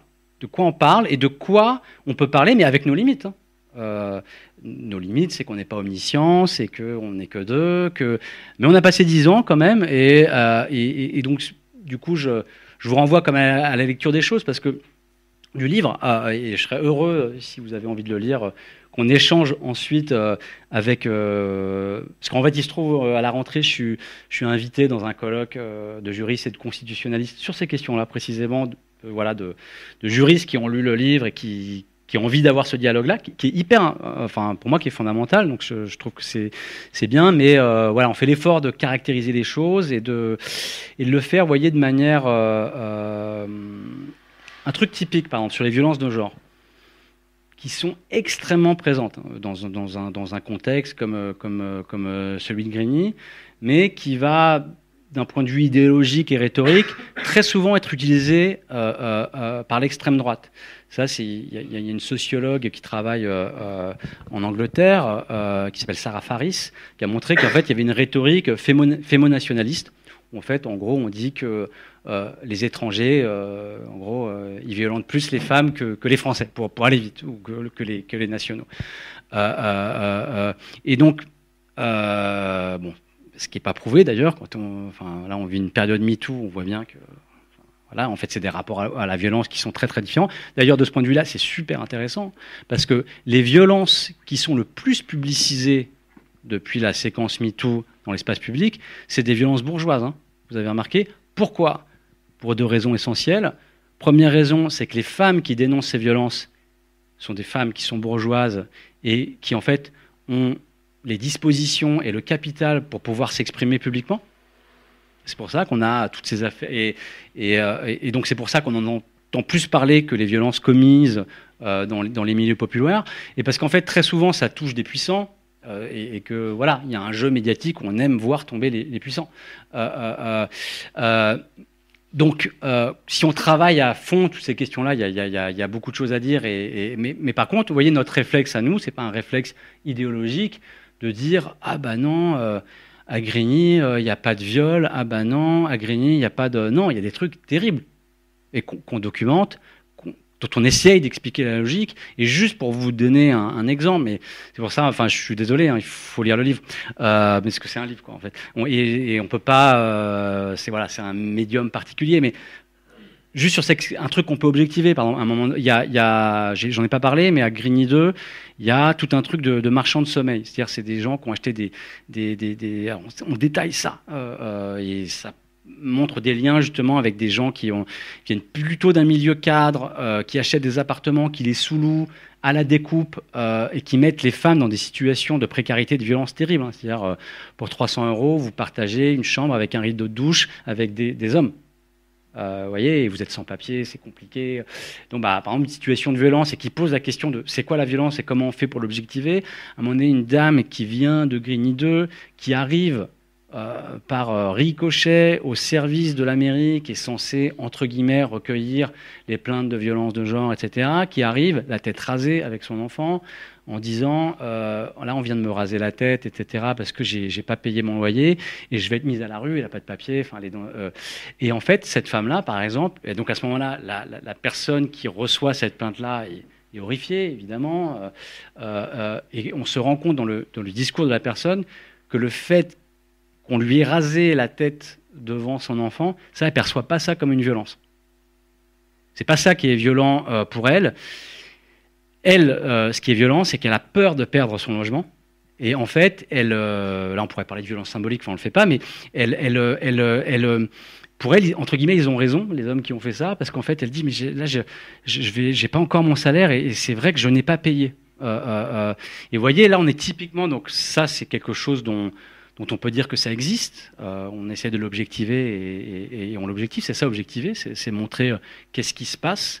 Mais là, c'est aussi un travail de sociologie qui peut se faire, c'est qu'est-ce qui fait que cette... Alors, du coup, après, voilà, on fait le chemin, c'est pour ça qu'on a besoin d'un livre, mais si vous comprenez que cette femme, elle a eu un parcours migratoire où elle a été extrêmement violentée, et que finalement, voilà, il y a des trucs liés au trauma, ou d'un seul coup, et que pour elle, c'est pas ça qu'elle va percevoir comme violent. Alors que, par exemple, du point de vue de la municipalité, pour pouvoir aider cette femme, en fait, il faut arriver à la mettre dans cette case-là, en fait, dans laquelle elle ne veut pas forcément... Vous voyez, donc l'objectivation, c'est aussi la question des cases. Évidemment, bon là, j'ai pas le temps de développer, mais je prends cet exemple-là parce qu'il pose aussi la question du rapport à la loi. Là, c'est de ça dont on parle. Et juste une petite bille, mais voilà, j'aimerais vraiment que vous puissiez lire le livre sur le truc de la constitutionnalité. C'est aussi quand même le niveau de service public qui quand même doit être à peu près égal sur le territoire. Il pose vraiment question à Grigny. J'ai pas le temps de le développer, mais c'est une question qu'on développe vraiment énormément. Et je pense que ça pose des questions juridiques, et franchement, je me réjouis si on peut établir des ponts avec des juristes pour en parler, parce que j'ai aussi mes limites de compétences, mais je pense que c'est des questions importantes, en fait, en réalité. Bonsoir, merci pour l'intervention. Alors, j'ai pas lu votre livre non plus, mais j'ai écouté des podcasts. Et après, il y a pas mal de choses qui me parlent parce qu'en fait, je travaille dans un quartier populaire à Toulouse depuis 15 ans maintenant. Je suis éducatrice, donc dans une association de quartier. Il y a pas mal de thématiques dont vous avez parlé qui me parlent pas mal. Alors, je voulais revenir avec vous, notamment par rapport à la question de la culture ou l'identité quartier. Parce que nous, c'est vrai sans faire de généralité non plus, mais il y a quand même des choses qu'on repère. Et effectivement, pour avoir parlé avec d'autres collègues ou d'autres personnes qui aussi viennent ou ont vécu ou vivent encore dans des quartiers populaires, il y a quand même des choses un peu communes, que ce soit en positif ou en négatif. Que ce soit sur la question du sentiment d'abandon des personnes qui y vivent, la question quand même de la présence de beaucoup de violence et de plus en plus croissante, de la question de la pauvreté, de la question du deal, de la question de la prison, de la question de la mort, à laquelle sont confrontés les habitants et même les enfants dès leur plus jeune âge, mais aussi des choses vachement positives qui sont très invisibilisées parce qu'on en parle très peu et qu'on le sait quand on y est de l'intérieur et qui nous paraissent évidentes, mais quand on est de l'extérieur, on ne le sait pas. La question des solidarités, de la débrouille, de l'humour, mine de rien, d'une identité forte, de la question de l'identité communautaire, mais au sens, on va dire, un peu noble, avec de la solidarité, du voisinage, des personnes qui se connaissent depuis longtemps, qui ont des réseaux et tout ça.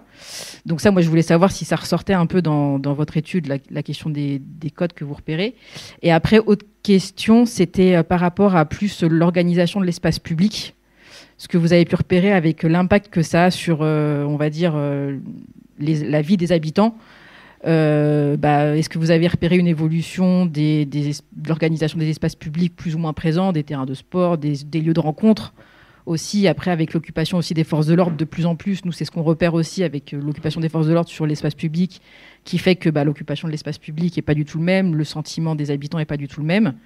Et donc quel impact ça a sur la vie des habitants et sur un peu leur évolution, et aussi la question de destruction aussi des fois de tours, où il y a des voisinages qui sont là depuis des années et des années, des personnes qui sont arrivées d'autres pays et qui se connaissaient, et les tours sont détruites, ils sont relogés, et du coup les réseaux de voisinage sont explosés, et du coup il y a de l'isolement qui se fait. Donc ça, je ne sais pas si c'est des choses que vous aviez repérées.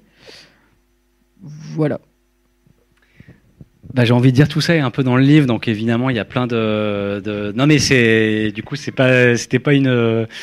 plutôt un élan humain de solidarité et on a parlé de choses très tristes et dures, mais il y a quelque chose aussi de... Enfin, vous voyez, c'est aussi en ça que je vous vois pas en fait. Où il y a quelque chose de structurel. Enfin, c'est-à-dire que ce qu'on raconte à Grigny, il se répète. Donc, je me reconnais tout à fait dans tout ce que vous avez dit. Et ça, on essaye de le montrer, mais aussi de l'expliquer. En fait, c'est aussi ça. En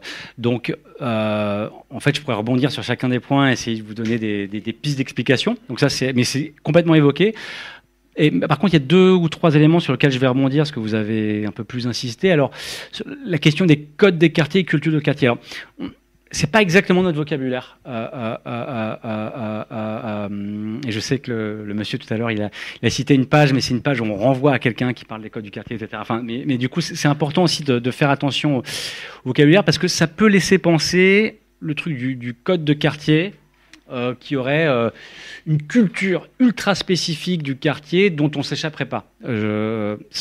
Alors, souvent, ça peut laisser penser ça. Ce qui est en fait, et c'est pour ça que de voir une enquête sur 10 ans, ça c'est assez faux. C'est-à-dire qu'il y a des codes culturels propres, et notamment c'est très juvénile, un certain âge de la vie, etc. Mais ce qui est assez intéressant quand on regarde des trajectoires à très long terme, c'est de voir qu'il y a une très forte plasticité en fait des personnes. C'est-à-dire que, et typiquement les jeunes, mais ça je suis sûr que vous le savez très très bien, quand ils grandissent, oui, ils sont complètement capables de parler en mode wesh wesh, ma gueule, etc. Mais en même temps, dans d'autres lieux, de se comporter de manière différente. Pas tous et toutes, en fait. Et la difficulté, quand on est éducateur, éducatrice, c'est d'arriver à faire ces ponts, ce travail Et en général, c'est l'enveloppement éducatif qui le fait. Mais très souvent, ça se fait et ça se passe dans le temps, en fait, long. Et c'est aussi ce qui fait que, des jeunes de quartier, notamment, il y a tout un truc sur la diversité, etc., même dans certaines entreprises, etc., où il y a une reconnaissance du fait que cette capacité, en fait, à avoir, avoir une forme de souplesse, je dirais, langagière, lexicale, une intelligence des situations, en fait, qu'on n'apprend pas quand on est un jeune bourgeois, parce qu'on on a des situations où il faut être intelligent. Mais l'intelligence de situation, on n'a pas grandi comme ça, on ne sait pas faire. Et même, je dirais, dans des trucs très, très business, etc. Et ce n'est pas un hasard s'il y a beaucoup de jeunes qui deviennent de très bons entrepreneurs, parce que ça, c'est lié à ça. Mais plus que code du quartier, je préférerais parler de disposition, parce qu'en fait, c'est des choses qui se transforment dans le temps. C'est ce que notre enquête, je crois, elle montre. Et du coup, j'ai envie de dire un peu là-dessus oui et non. Par contre, très, très important, et là, je suis et merci d'avoir, parce que j'en ai pas parlé, le rapport à l'espace public. Ça, c'est fondamental. Vraiment fondamental, parce qu'on ne se rend pas compte c'est un peu la clé. Nous, ce qu'on explique dans le livre aussi, c'est qu'il y a un truc qui s'appelle la morphologie sociale, c'est-à-dire, en gros, les contraintes matérielles et physiques dans lesquelles vous grandissez et dans lesquelles vous êtes obligé de vous mouvoir, en fait, d'une certaine manière. Alors, déjà, vous avez... Alors ça, c'est un truc sur lequel on insiste beaucoup. Je fais une autre parenthèse, mais du coup, par le rapport à la mort, ça, c'est central. C'est-à-dire qu'il y a un truc, c'est une expérience socialement située. C'est que... dès l'âge de l'adolescence, tout le monde connaît quelqu'un qui est mort, quoi. Et vraiment, et ça, on le connaît et on vit avec ça, et avec très peu de travail sur le deuil. Très très peu. Donc ça produit, et ça je vous suis à 100%, et je suis sûr qu'à l'endroit où vous êtes, c'est quelque chose que vous êtes obligé de travailler et qui est complexe. Qui est complexe aussi parce qu'il y a la police, on en parle beaucoup, mais là aussi pour dire qu'on n'est pas du tout dans l'angélisme, il y a de grandes problématiques avec la police, mais en fait, un jeune de quartier, il a plus de chances de mourir de la part d'un autre jeune du quartier. Il y a plus de morts liées à un autre jeune qu'à un policier. Et ça, il faut le dire. Mais du coup, c'est des morts qui sont complexes, parce qu'il y a des conflits de loyauté, parce qu'on ne peut pas parler, parce que si on parle trop, tout va exploser, parce que les gens sont les uns sur les autres, se connaissent et ils sont amis, en fait, en réalité. Donc, cette problématique-là, elle est très, très forte. Et la question de l'espace public, elle est centrale, parce qu'en fait, il y a de moins en moins d'espace public dans les quartiers populaires.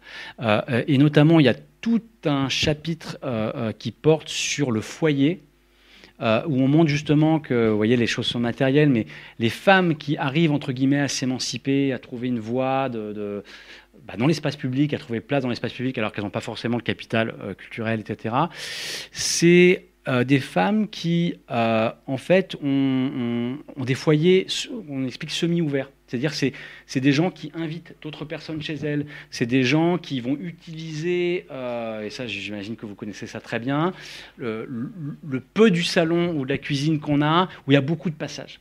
Alors ça déjà, ça protège des violences domestiques, mais en général, les hommes qui acceptent ce genre de passage, c'est des hommes qui sont dans un autre rapport à ces questions-là.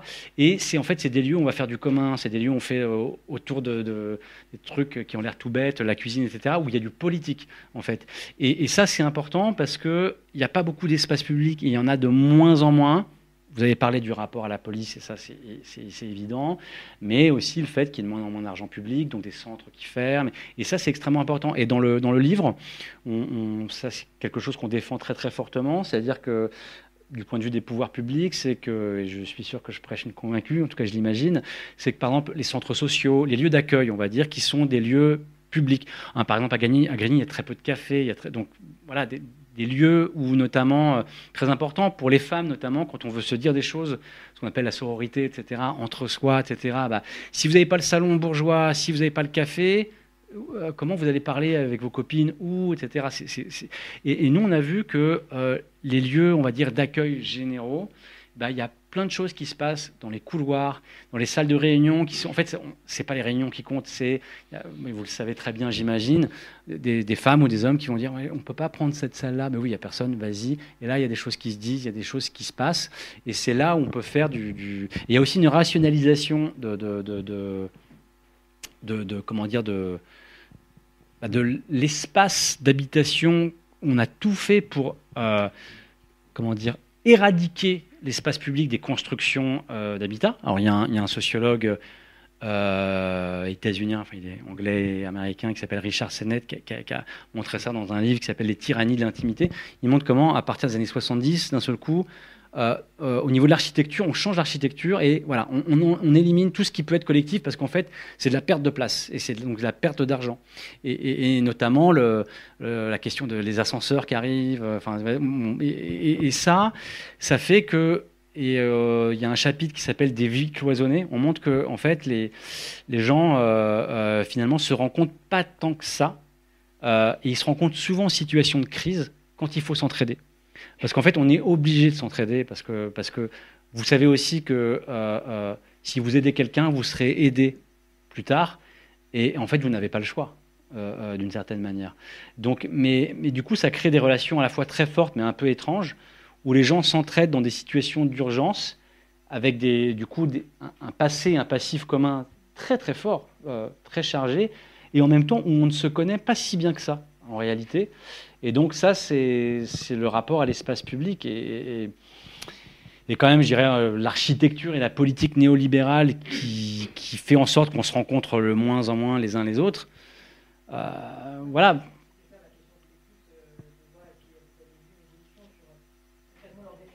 Alors,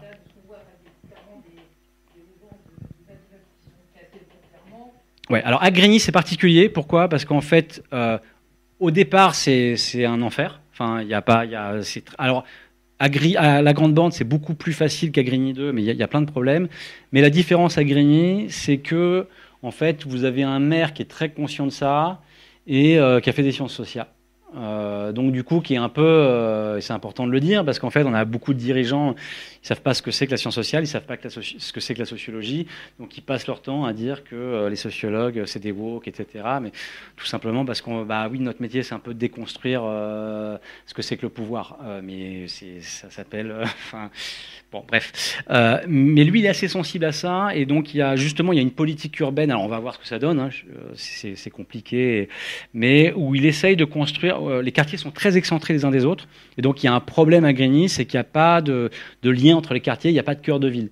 Et donc il y a un projet qui est en train de sortir de terre là, de construction d'un cœur de ville avec mise en place de plein de rez-chaussées commerciaux, un cinéma, etc., beaucoup de parcs, pour essayer de ramener un espace public qui n'existe pas.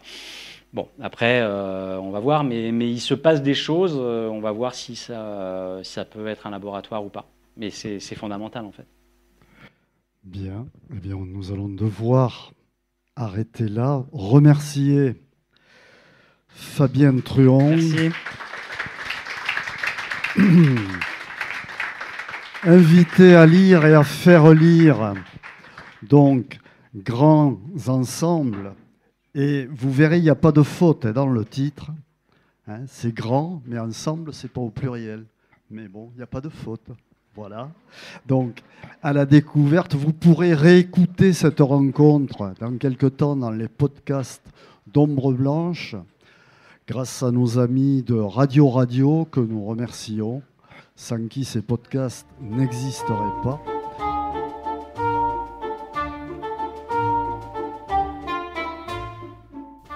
Il s'agissait de Fabien Truong, co-auteur avec Jérôme Truc de Grands Ensembles, édition La Découverte, lors de sa venue à la librairie Ombre Blanche, lundi 19 mai 2025. Rencontre réalisée et mise en onde par Radio avec Radio Plus et Radio Terre.